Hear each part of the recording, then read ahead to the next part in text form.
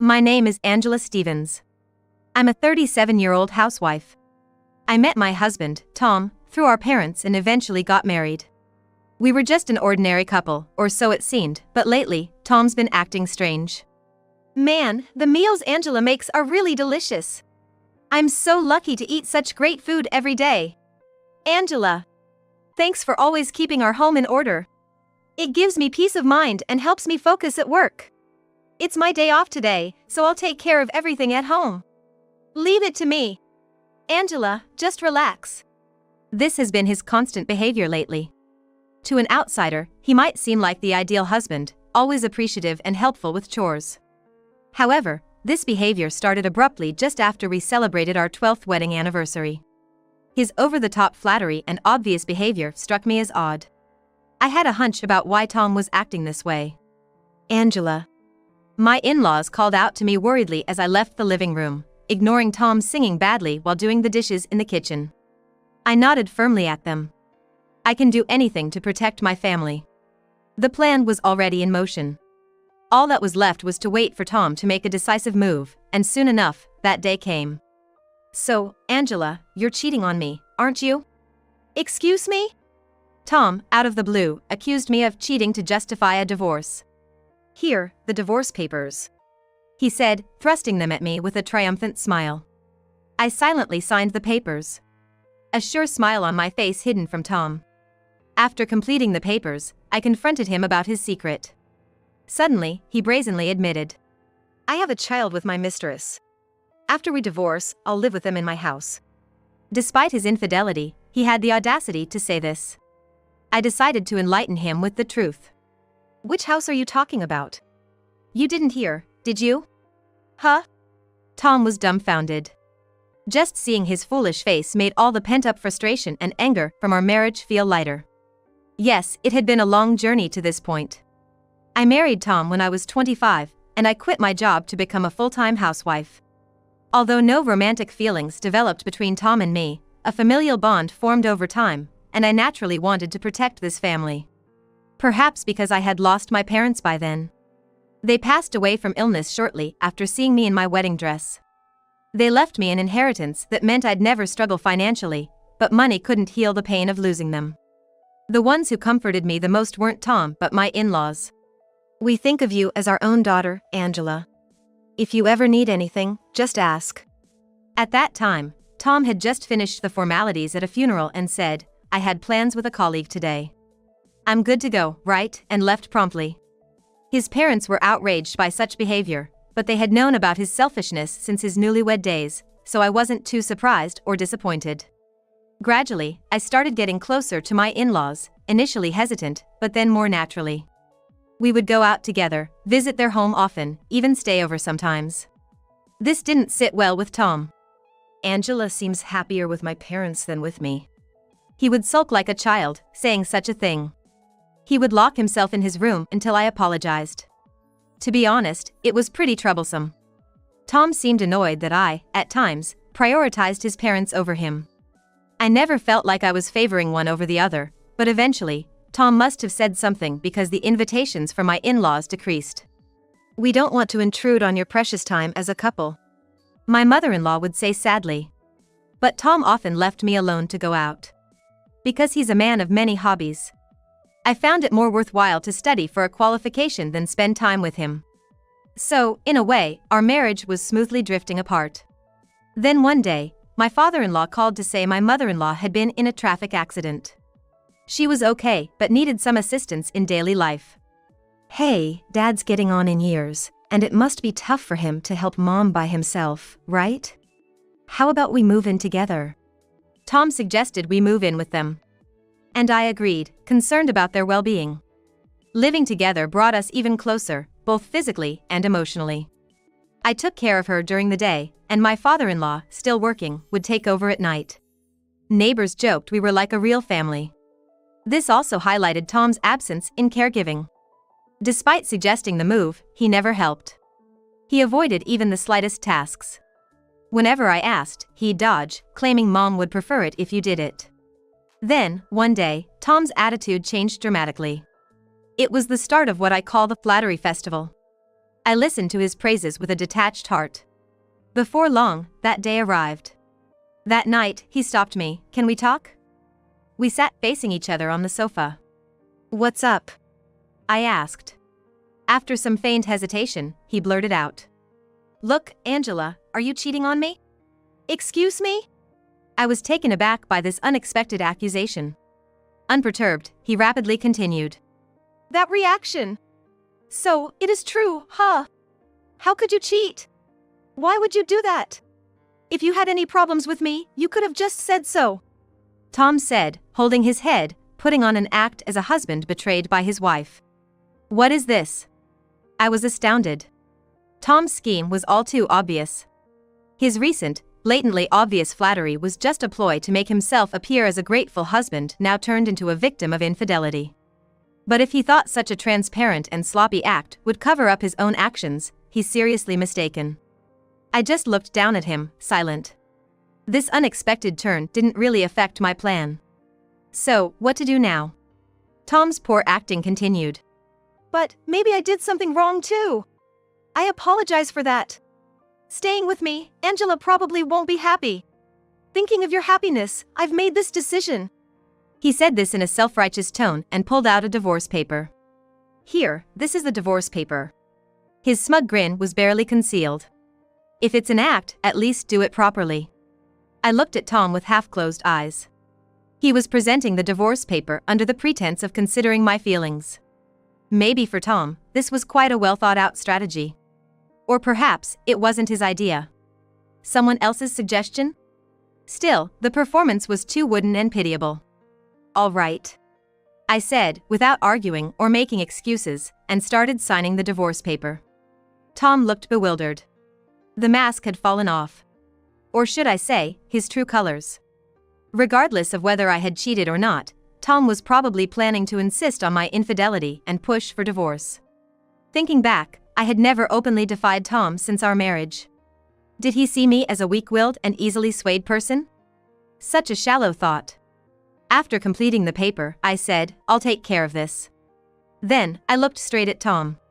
He froze under my gaze. I began, "By the way. Why did you think I was cheating?" "What?"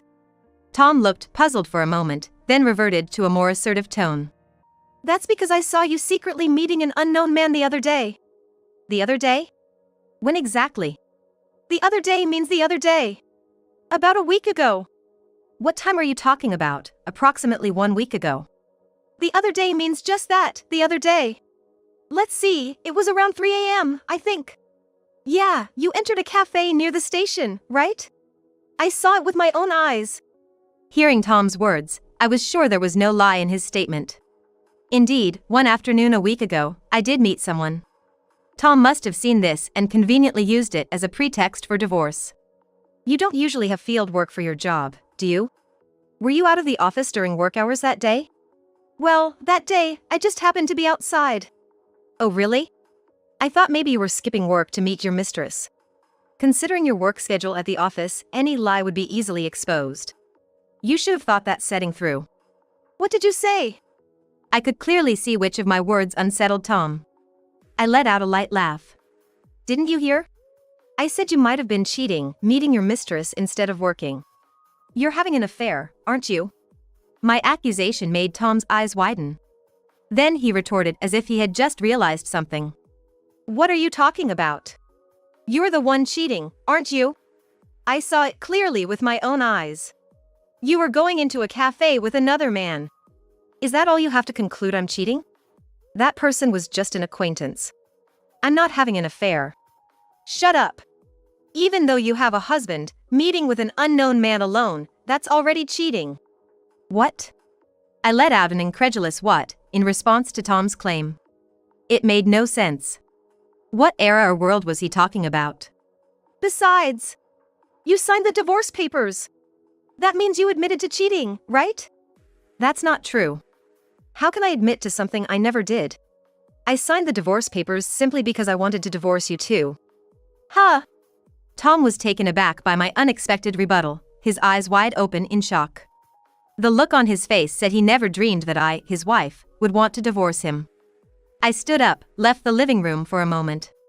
I went to my room and took documents from the chest next to my bed, then returned to the living room. This is irrefutable evidence of your affair. I turned the envelope upside down, spilling its contents onto the coffee table. They were photos. Photos of Tom with a flashy dressed woman and a little boy who resembled him. To anyone unaware, they might seem like happy family photos. But there was more. Among the photos were pictures of Tom and the woman, arm in arm, entering a certain hotel. What? Tom's lips quivered at the sight of the numerous photos. Never thought you'd not only have an affair but also a child. With a sigh, I compared Tom to the photos. It was not me, but my father-in-law, who first noticed Tom's affair. Angela, can we talk for a sec? It seems like Tom might be having an affair. He said to me, sounding apologetic, making me feel sorry too. After hiring a detective agency, Tom's infidelity was confirmed. And it was more than just an affair, he had a child with his mistress. Realizing that this affair wasn't something recent, I was astonished. My in-laws, aware of this fact, condemned Tom's disloyalty and showed concern for me. Angela, you should divorce such a man. As much as he's my son, I'm ashamed. That's right. You don't have to endure this, Angela. If you divorce, we'll handle the aftermath. I nodded gratefully to their kind offer. Thank you. I, too, have been thinking about divorcing Tom. But I can't just leave it to you two. Could we possibly fight this together? So, my in-laws and I began a plan to teach Tom a lesson. I coldly addressed Tom, who was stunned by the scattered photos. So, you're planning to marry your mistress and move in here with your new family of 3 as soon as we're divorced, right? I heard your loud conversation at the cafe, recorded by the detective. He's really careless. I pulled out a voice recorder and played the conversation recorded at the cafe. Hey, Tom, when can we get married? Sally. I'm trying my best, but it's tough. It'd be easier if she cheated. Really? Hey, maybe we should set her up with a guy? I know just the right one. Come on, that's the last resort. Really? Anyway, I'm tired of that cramped apartment. Our son is so energetic, it's hard to handle. Did you leave him at your parents' today? Yeah. Mom was nagging me, telling me to stop wandering around and leaving the kid. I wish my parents would just die first. Everything would be smoother. It's so frustrating. Hearing this unbearable conversation, Tom looked up and exclaimed, "Fine. I've been having an affair. Are you happy now?" You admit it quite easily. The divorce is decided. It's pointless to hide it anymore. I'm going to marry my precious girlfriend and become a real family. The child is indeed mine, and we've planned to live together in my house after the divorce. And what about your parents? I'll send them to a facility or something.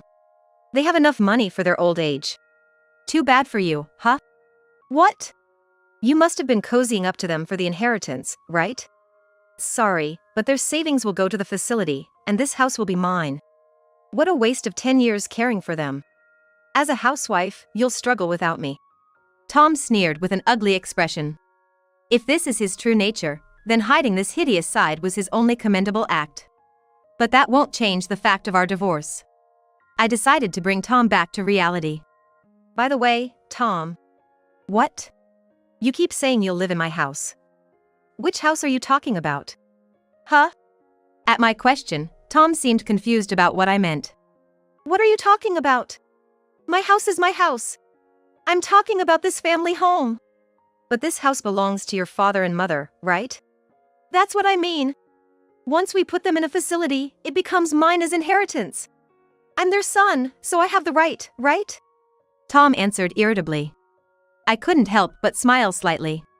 Really? You haven't heard anything at all. What? What's going on?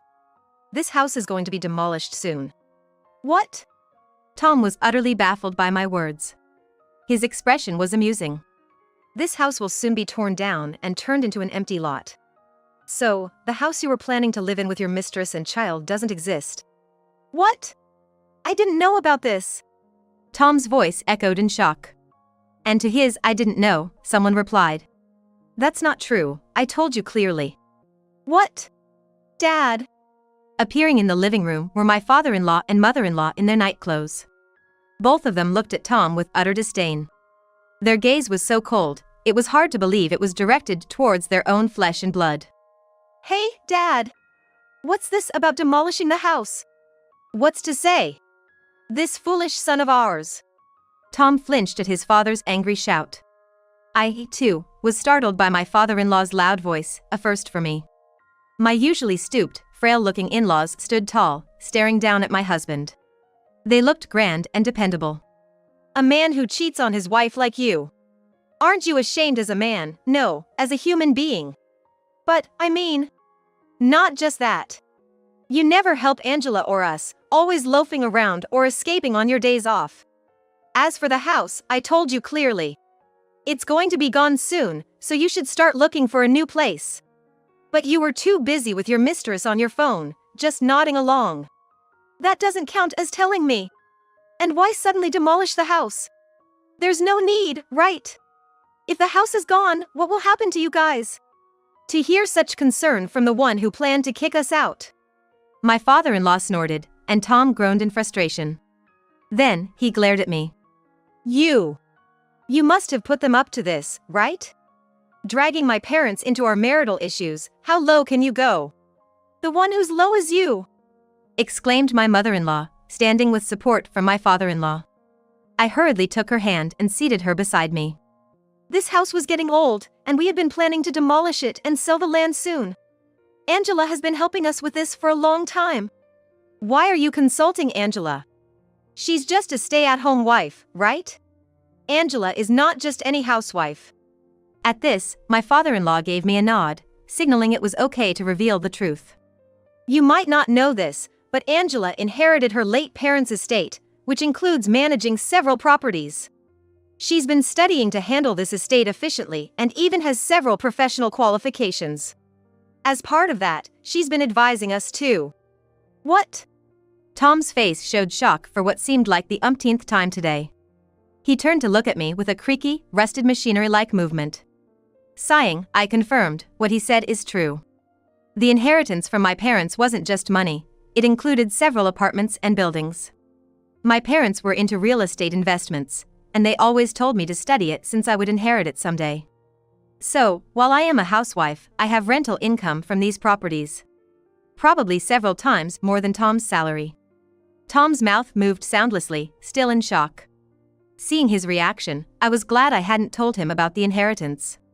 I had considered telling him at my parents' funeral but lost all inclination when he hurried off to have fun. Now, I could present it as the ultimate shock. I said to Tom, "By the way, about your misunderstanding that I was having an affair, the person I met that day was a lawyer. I'll be taking substantial alimony for cheating, so be prepared. Also, the demolition of this house starts next week. Make sure you move out by then." "Next week?" "Yes. By the way, didn't you notice? We've been gradually moving out the furniture and appliances. Didn't you realize?" "Oh." His reaction made it clear he never really cared about us. Leaving a stunned Tom in the living room, I urged my in-laws to return to their room. "Don't worry. I'll take care of the divorce papers." As I closed the living room door, I saw Tom collapse. I closed the door anyway. We did a small high-five outside the now closed door. It was a sign of closure, but it wasn't over yet. The intercom rang loudly in the dark hallway. Instinctively, we all looked towards the entrance. The intercom rang incessantly with a shrill, persistent sound. Moreover, I could hear someone rattling the door. Could it be a burglar? I wondered. But then, "Hey, Tom! Open up! Didn't you see my message? My electricity is cut off. It's so cold I might die. I don't care if your wife is there, just let me in." The shrill voice of a woman echoed through the door. That voice. Unmistakably, it was Tom's mistress. Showing up at such an hour, utterly inconsiderate. But what else to expect from someone involved with a married man? Clearly, she only thought of herself. I sighed heavily and signaled to my in-laws that I would handle the situation. Then, I went back to the living room. Tom was staring at the intercom monitor, surprised by his mistress's sudden arrival. He was startled to see me return too. "Oh, this is... Looks like you have a visitor," I said.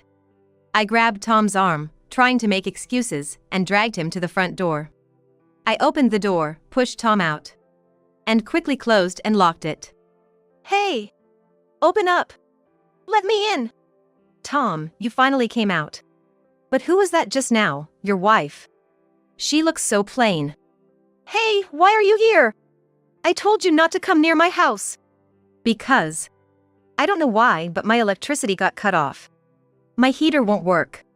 Do you want me to freeze to death?" "I can't deal with this now. Angela, please. Open the door. I'll send her away right now."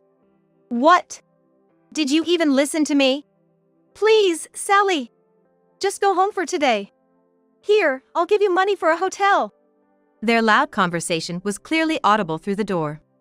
It was only a matter of time before the neighbors called the police. Then I remembered something important and returned to the intercom. "Hey, Tom." "Angela, just wait, Is that mistress's child really yours?" "What? What are you saying? Just because you're not loved by Tom, you don't have to lie." "No, it's not a lie. According to the detective agency, Sally, right? You've been dating multiple men, not just Tom, for several years." "What are you suddenly saying? What do you mean? You said for sure it's my child." "Well, it seemed like the timing was right." "Timing? You admit there are other men. That's..." Their argument intensified with my revelation. Soon, the sound of police sirens reached my ears. My father-in-law nodded at me, holding his smartphone. Apparently, he had called the cops. The two were still arguing loudly as the police arrived and took them away. Such a disturbance. I felt suddenly exhausted. "I'll submit the divorce papers first thing tomorrow morning." I thought this as I explained the situation to the police. The next day, following my resolution from the previous night, I submitted the divorce papers to the municipal office. Then, the day to demolish my in-laws' house arrived quickly. Surprisingly, Tom moved out before us, apparently crashing at his mistress's place. I was curious about the paternity of the child in question, but well, it didn't matter anymore. We too moved out of the house filled with memories. About a month later, I received an unexpected call from Tom. Despite my instruction to communicate through a lawyer, I answered the persistent ringing. "Hello? Angela, please, I need your help." "Yes?" I asked, startled by Tom's sudden cry for help. Then, he dropped a bombshell. "My house has burned down." "What?" He explained that after moving to his mistress's apartment, he accidentally started a fire due to a careless cigarette. I was surprised to hear that Tom had started smoking. Perhaps he began after our divorce? Surprised by the fire, Tom fled, leaving his mistress and child behind. As a result, the mistress suffered facial burns, and the child had complications from smoke inhalation. Moreover, they were homeless now and faced a claim for damages from the landlord.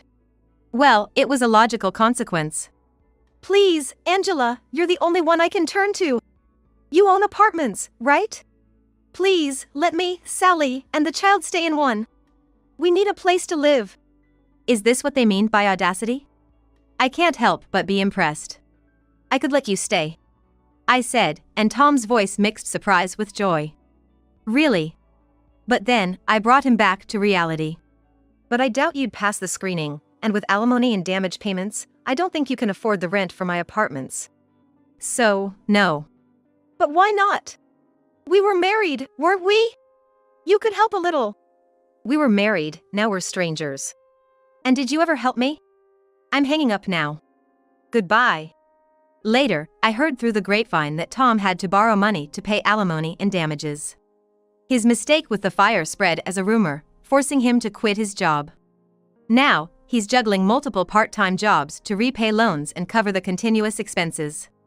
The mistress, sustaining burns, clung to him, demanding treatment costs for herself and the child. As for me, I used my funds and the money from selling the land where my in-laws' house stood to remodel one of my apartments into a barrier-free residence for seniors. With this, I believe my in-laws can now live much more comfortably and securely than before. It was my selfish wish to keep living with my in-laws, who were initially planning to enter a facility as Tom had suggested. It was my wish to continue living with my in-laws. When I expressed my desire to continue living with them, they were moved to tears of joy. Our relationship has evolved beyond in-laws. We are a new family, planning to live together harmoniously.